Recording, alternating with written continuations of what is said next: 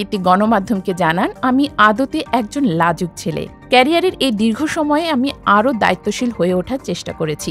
বলিউডে 25 বছর পূর্ণ হলো সুপারস্টার ঋত্বিক রোশনের। কাহো না প্যার হ্যায় সিনেমার সাথে সাথে ঋত্বিক অতিক্রম করলেন তার ক্যারিয়ারের 25 বছর। এতগুলো বছর পেরিয়েও কেন নিজেকে লাজুক বলে দাবি করছেন এই অভিনেতা? চলুন জেনে আসি বিস্তারিত।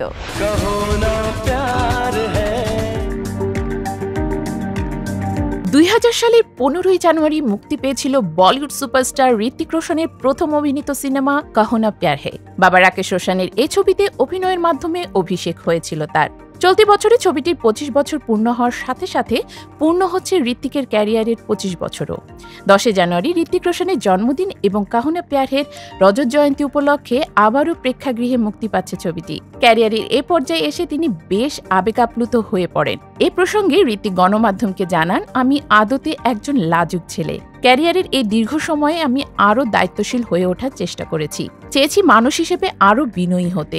2000 সালে বলিউডের সফলতম ছবি কাহো না প্যার হ্যায়। এ ছবির প্রযোজক ও পরিচালক হিসেবে রাকেশ রোশন প্রথম ফিল্মফেয়ার পুরস্কার লাভ করেন। সেরা নবাগত অভিনেতা ও সেরা অভিনেতার পুরস্কার পান ঋত্বিক রোশন। এ ছবিটির মধ্য দিয়ে বলিউডে অভিষেক হয় আমিশা প্যাটেলেরও। মাত্র 10 কোটি রুপি বাজেটের এ ছবিটি এতটাই সাড়া ফেলেছিল যে বক্স অফিসে এর আয় হয় 80 কোটি রুপি।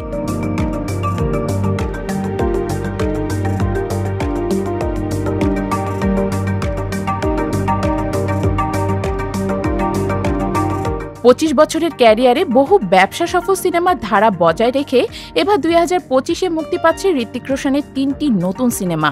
3টি ভিন্ন কাহিনী নিয়ে দর্শক মাতাতে আসছে ওয়ার 2, ক্রিশ 4 এবং আলফা, যেখানে ঋত্বিকের সঙ্গে অভিনয় করতে দেখা যাবে জুনিয়র NTR, কিয়ারা আদভানি এবং আলিয়া ভাটকে।